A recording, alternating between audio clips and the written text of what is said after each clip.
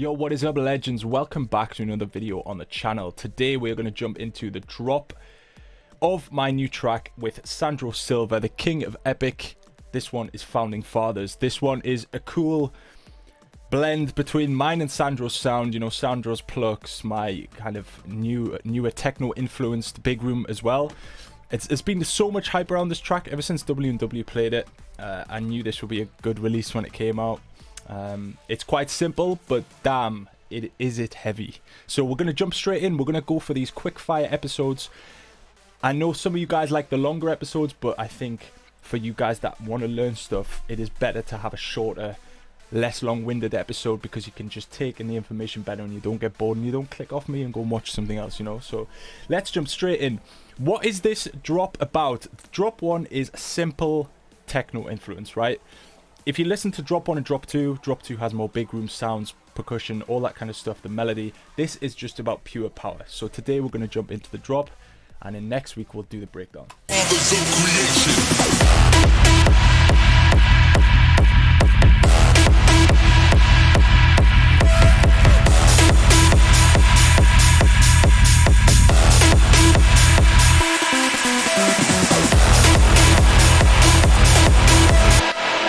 So, how do we blend techno sounds with big room sounds?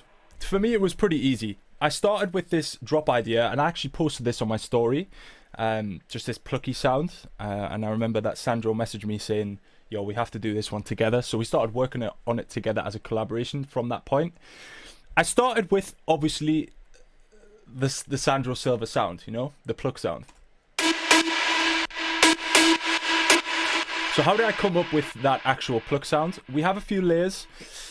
Notably, you can see the Sandro Silva pluck itself, which is the main sound. So you remember this from his track Epic. I had to beef it up though, because I cannot just use this sound in 2021. You know, times have changed, sound design is evolving. So I added this Nexus sound.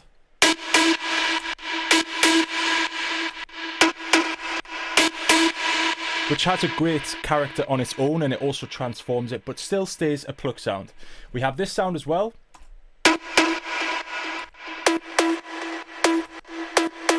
And then finally this one.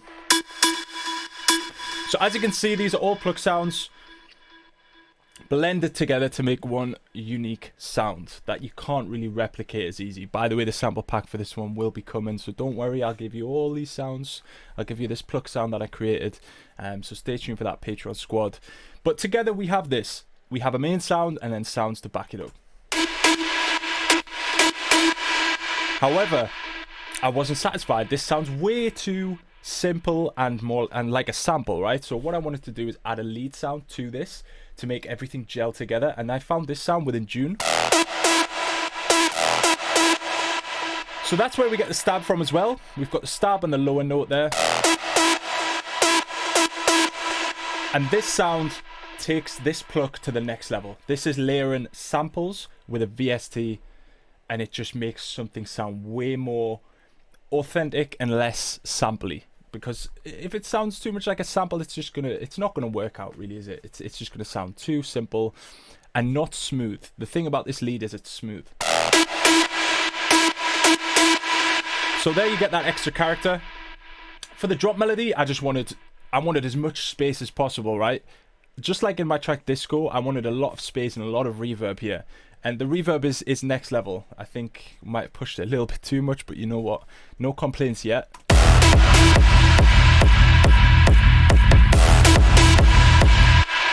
So as you can see, what I'm doing here is I'm automating the reverb, so the reverb gets more and more wet in the empty spaces. And also, we have made the whole channel come more and more stereo. So the pluck hits, and then the stereo imaging goes like this and gets more and more wide. And then when the pluck plays again, it comes more narrow, because you don't want to have your lead too wide, because you're going to lose all the mono signal and it's just not going to hit on other systems. But with the reverb, I felt like I could really push this into the wides, into the sides of the mix. And it was a cool thing to do. It's something to try. If you're not doing this kind of thing in your tracks, you're missing out. This is what the professionals are doing, so start doing it now. Next we go, deleted it all there, but next we go into the actual processing on the leads themselves. So as you'll see, we have the main June sound on 11, and we have plucks on 13. Yeah, all on 13. So 13 is where the sample plucks are. 11 is where the lead is, and as you can see, we link both of these channels, synth and pluck sample, both go into this lead bus. So they have processing on their own channels, so they process differently, but both come into this one bus channel. So I can add things such as sidechain. I want both sounds to be sidechained the same, but I don't want to EQ them the same. So I like to have a separate channel, both linked into one, so I can add the stuff that's relevant, like filters and stuff like that. So we look at the main sound, and we're just going to solo it so we can hear that on its own.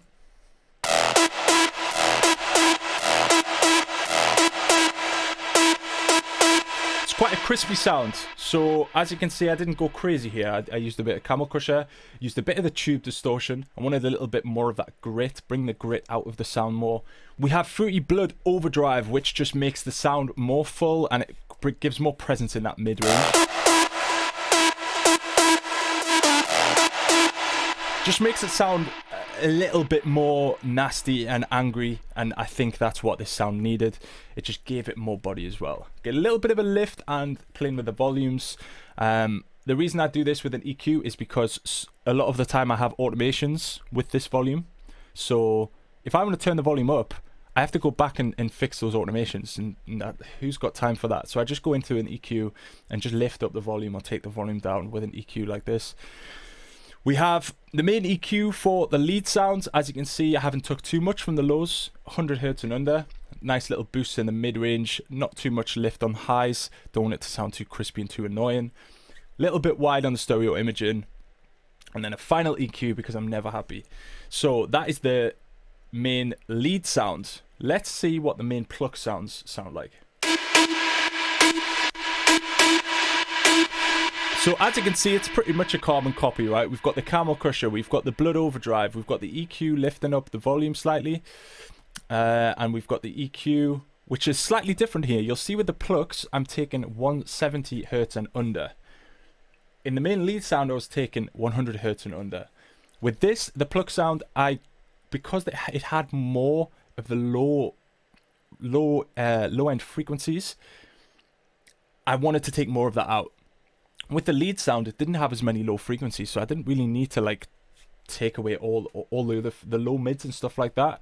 If you take away too much of the frequencies in the low end, your sound's just going to be thin. So you just got to find that perfect balance. So as you can see, I took more with that. Stereo imager again, doing pretty much the same thing as the lead, and again, it's pretty much similar EQ as well. So we have this together.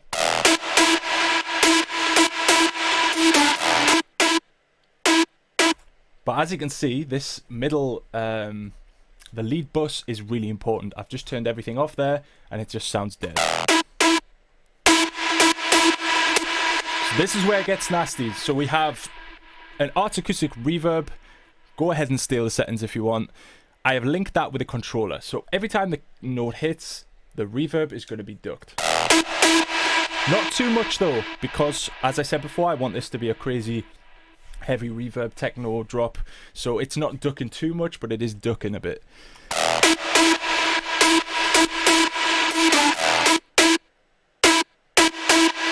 See the power and the energy that you get from the reverb. Also doing the same with the delay.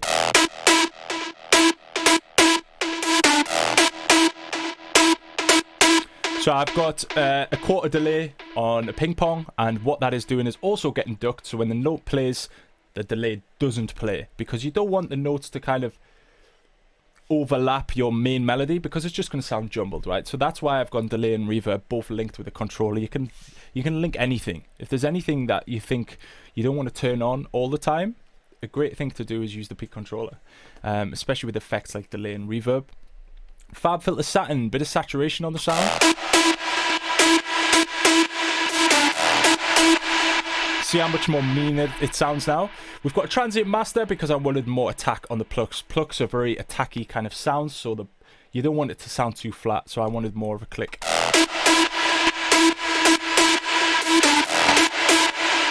More punchy as well because I've shortened the sustain, so it's a shorter sound. An EQ on the bus, just lifting up that the high end, and a slight boost in the mids. Don't ask me why, because I can't tell you why.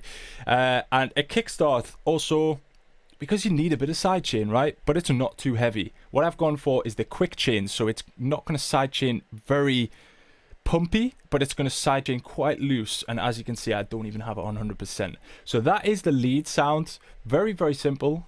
I mean, some of you are probably thinking that's not simple, but trust me, when you do this over and over again, it becomes like second nature, and every time it's going to be different. For example, this is the first time I've released a track with a pluck, I believe. I think. So it was a challenge, but I think we nailed it there. So we have the big room influence. How do we make it sound techno? So I found a big ass techno kick.